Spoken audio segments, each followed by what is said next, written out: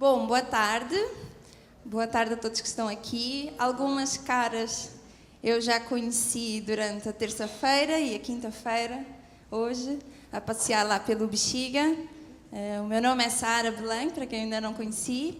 Sou arquiteta e urbanista, tenho mestrado também na mesma área, de arquitetura e urbanismo. E é engraçado que hoje aqui no meu lugar de fala, eu vou rever um pouco do meu mestrado. O meu mestrado foi sobre gentrificação e património em uma só língua, o caso do Bexiga, mas antes de eu ir para o Bexiga, como podem ter percebido, eu sou portuguesa, e antes de ir para o Bexiga, eu bebi algumas coisas da Moraria, tanto por ser a minha cidade, Lisboa, não é o meu bairro de nascença, mas tenho algo afetivo em relação à Moraria, e então fui estudar um pouco mais detalhadamente quais foram as intervenções urbanas feitas e o que nós podemos tirar de aprendizado do que correu bem e do que correu menos bem, digamos assim, pior. Então, quem aqui já foi a Lisboa, só para ter noção? E quem aqui... Eita! E quem aqui já foi à Moraria? Mostrando esse quadro atual daquilo que nós temos, nos dias de hoje em Lisboa, eu coloquei algumas palavras-chave de o que nos levou até essa situação atual. Então, teve uma abertura, a partir da Expo 98, né? Foi todo um processo lento, mas até existiu uma lei em 48, existiu uma lei em 48 que ela congelou as rendas, então isso protegeu muito o inclinado. Contudo, como foi referido aqui, houve a troika, houve a crise e houve toda uma pressão, justamente a austeridade, para que fosse...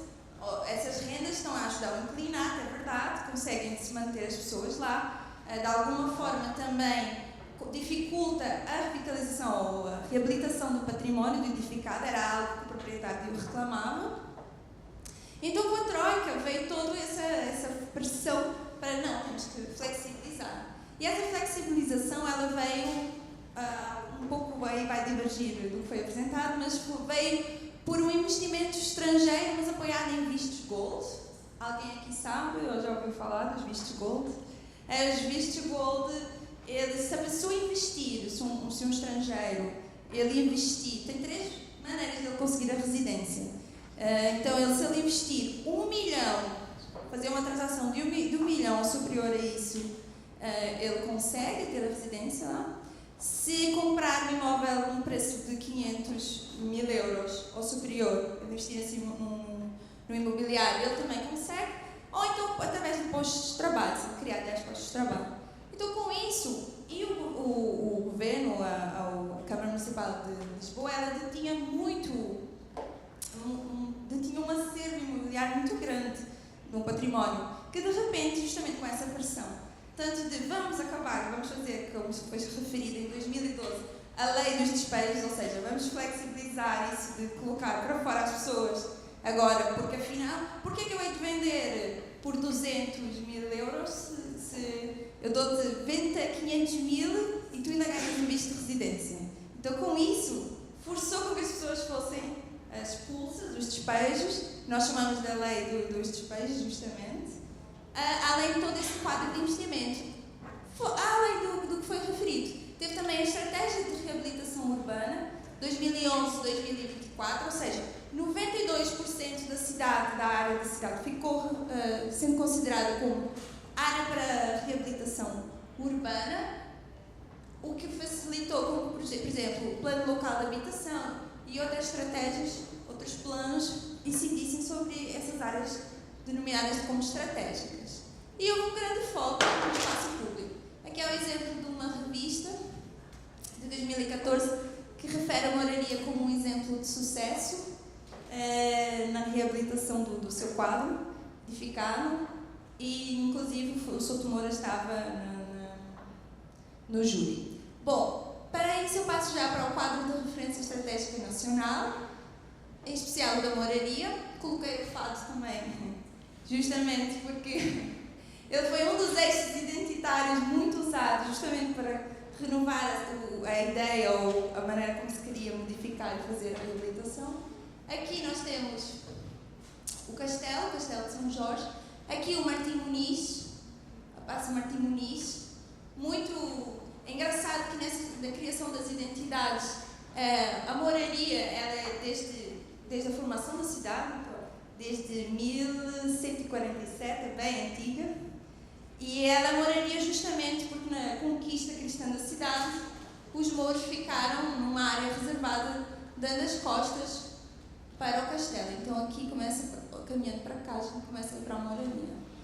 Então desde sempre ela foi considerada como um gueto, a sua própria formação. Sempre foi um bairro estigmatizado e colocado à margem, mas também foi um bairro que atraiu muitos migrantes, quer seja do próprio país, quer seja de fora. Então tinha muita gente de Moçambique, da Índia, Paquistão, e ainda estão assim, embora o processo de identificação tenha acontecido e esteja a acontecer.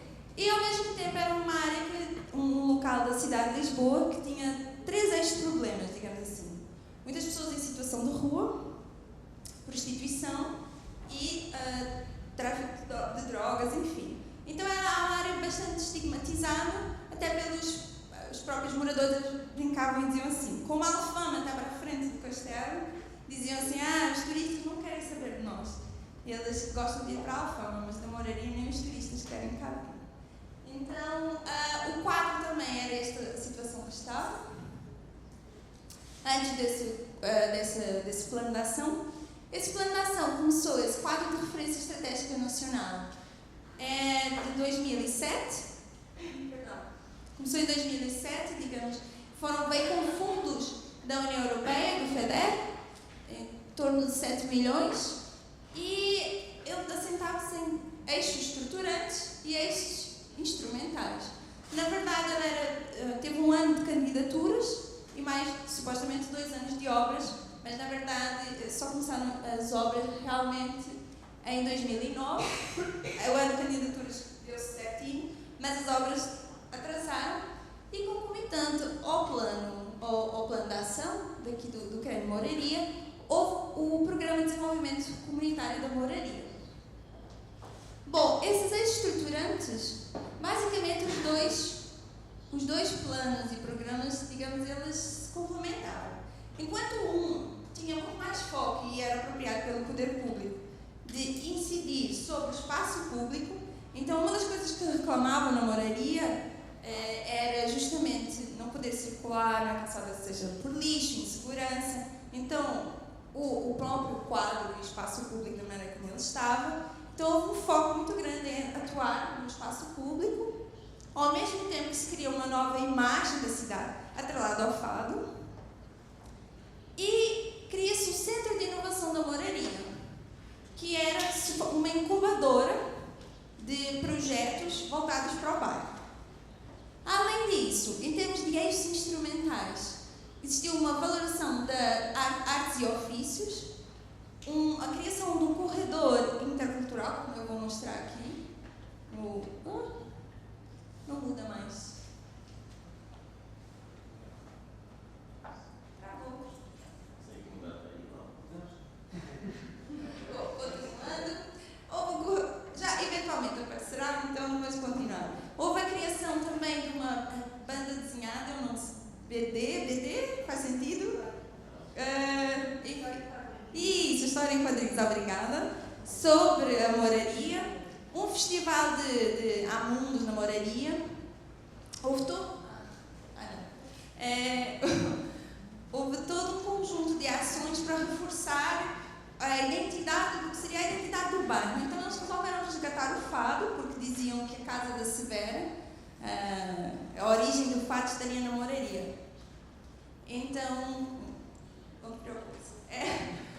então o fado e até a própria imagem cristã, vou mostrar a imagem do Martim Muniz, já passei a imagem do Martim Muniz, por quê? Porque o Martim Muniz foi considerado esse mito do cristão que segurou a porta, supostamente na invasão, na conquista da cidade, segurou a porta. Então há toda uma construção ideológica sobre o que seria necessário preservar para abrir a moraria em duas ações. Eu vou querer abrir a moraria para o público de fora e vou querer que as pessoas que moram na moraria passem a usar o espaço público.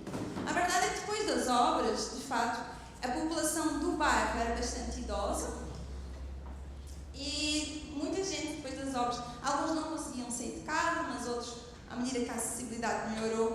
ficaram surpresos porque haviam vizinhos e primos que não viam há anos e ficavam surpresos. Você ainda está vivo! Porque eles não sabiam, não se encontravam, justamente porque não saíam de casa.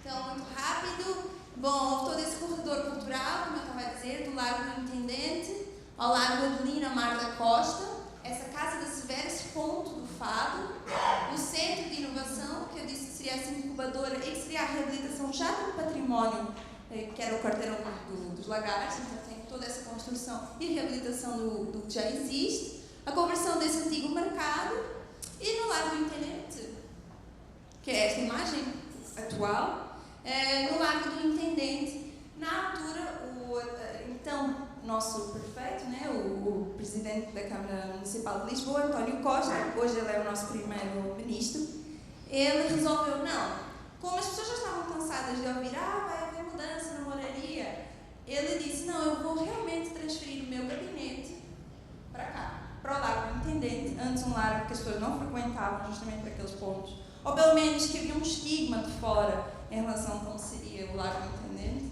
ele vai e muda. Além disso, há toda o próprio edificado não estava assim, tem toda uma reabilitação. Aqui é a Casa da Severa, onde seria a origem do fado, e é época nos Santos Populares, então em junho são os nossos Santos Populares e a cidade fica toda enfeitada.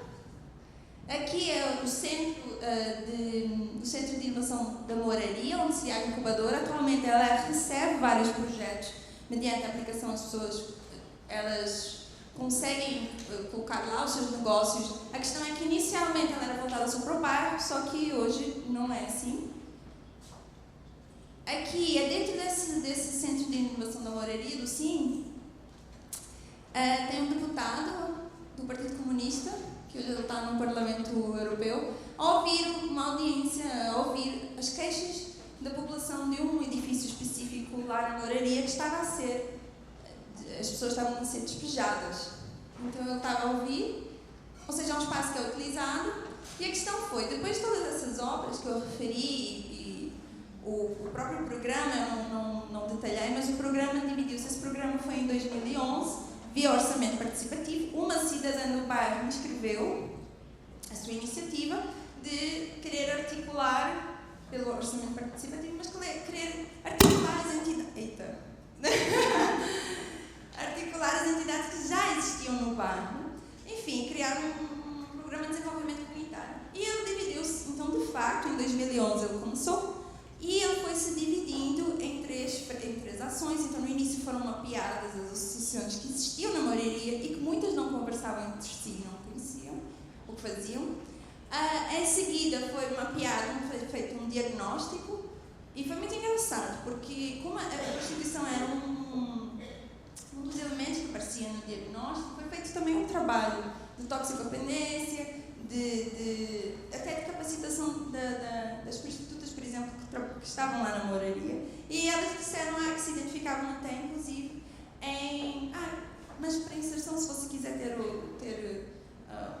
enfim, com outro trabalho, digamos assim, como se viam. E muitas diziam que gostariam de cuidar de idosos. Então foi feita uma capacitação, uma facilitação. Além disso, foi feito um diagnóstico e uma análise das fraquezas e potencialidades. E de caras foi identificado que era necessário uma bolsa para ajudar as pessoas a permanecerem, porque a gentrificação e a especulação estava já a mostrar-se. E aí entramos como um guia anti-gentrificação, ou seja, olhando o que aconteceu na moraria com esse plano, com o CREN e com o próprio programa, o que nós podemos também aprender que deu certo e que deu errado. Aqui é uma imagem da cozinha da moraria, da cozinha comunitária. Como eu referi inicialmente na estratégia lá no início da própria apresentação, na estratégia existia um BIP-ZIP. O BIP-ZIP são bairros e zonas de intervenção prioritária. É muito engraçado porque quando nós pensamos nas narrativas, inclusive nos desafios que nós temos para o próximo ano, para os próximos anos aqui no Brasil, de como mudar as nossas narrativas, são bairros com várias carências a nível social, ambiental e urbanístico, e que, ao mudar simplesmente a nomenclatura de BIP-ZIP, a própria autoestima das pessoas ficou diferente, ou seja, então são bairros de intervenção prioritária, então vocês vão olhar para nós de maneira diferente. E esse BIP-ZIP, ele tem...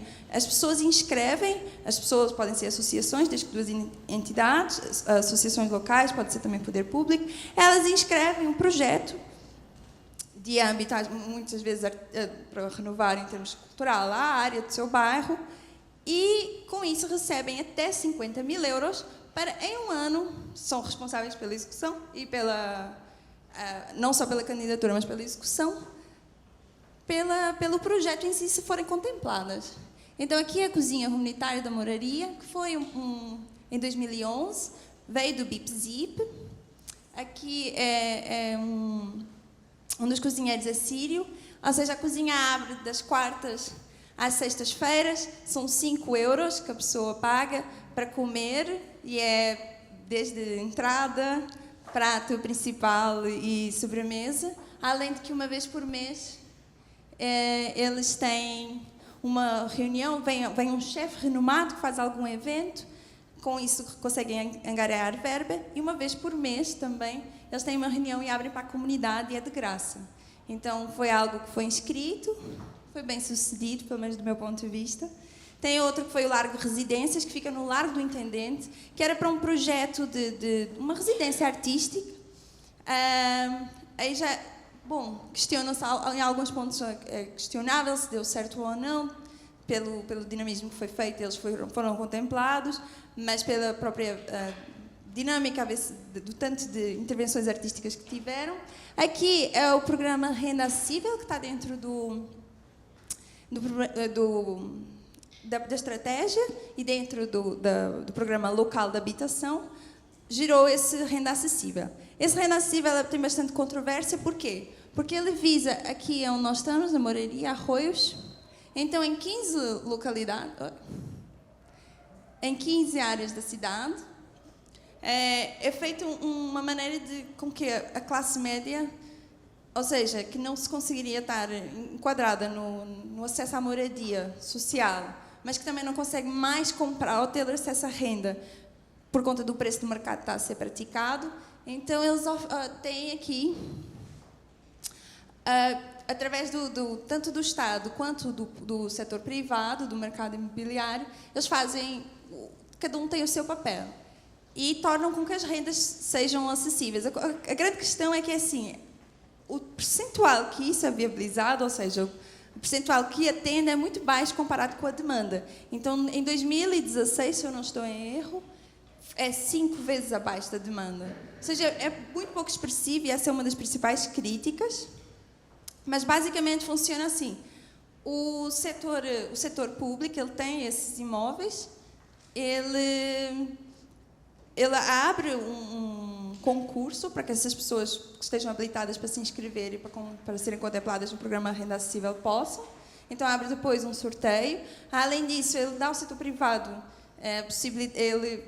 através de uma concessão, ele faz com que o setor privado reabilite o edificado. Um percentual vai para a renda acessível, outro percentual pode ser feito da maneira como o mercado imobiliário quiser, o que já gera também alguma controvérsia em relação a isso, mas, enfim, para ser praticado nos valores normais. Ao mesmo tempo, durante esse período de concessão, então, o poder público, além de fazer a concessão, ele também viabiliza a infraestrutura urbana, colocando creches, além de obras necessárias de infraestrutura urbana, embora seja num centro histórico, e a oferta é bastante generosa já.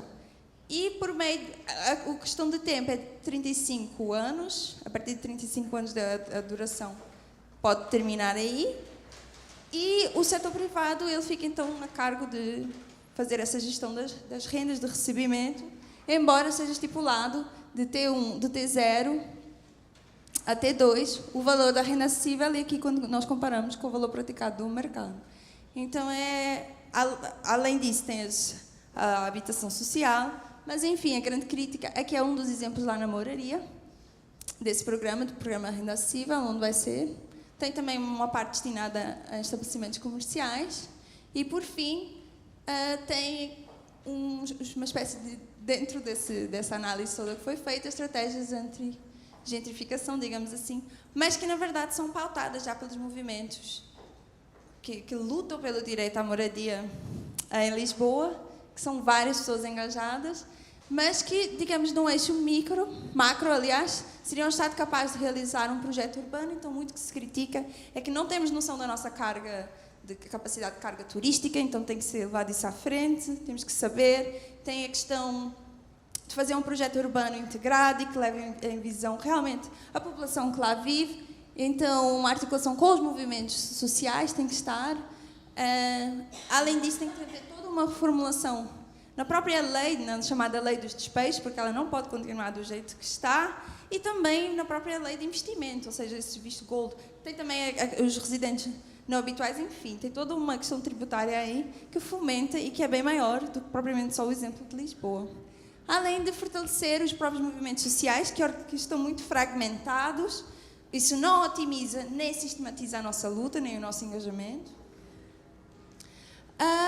E, além disso, ter também a questão do licenciamento. Por quê? Porque muitas vezes o que aconteceu foi que o próprio proprietário despejava as pessoas para transformar aquilo em alojamento local. E ele só comunicava, vou transformar... perdão, eu nem estava vendo. Vou transformar em alojamento local, mas e só informava. Então tem que existir sim uma regularização. E no mais é isso. Muito obrigada.